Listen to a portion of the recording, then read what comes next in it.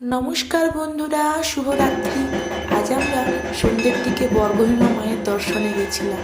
সেখানে গিয়ে চাঁপা গাছটা দেখুন, এই সময় চাঁপা ফুলে পুরো ভর্তি হয়ে গেছে। 3 দিন সকাল থেকেই খুব মনটা খারাপ ছিল। ওখানে গিয়ে মনটা খুব ভালো হলো। ফেরার সময় আজ রবিবার দিন বসন্ত উৎসব হচ্ছে রাজবাড়ির মাঠে। ওখানে আমরা ঢুকে পড়লাম।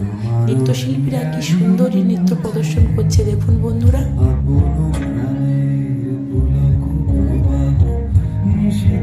চাহে আমাদের জপর নাম গাহর গান আমার তারাতে মুক্তা যেমন শুকতির বুকে।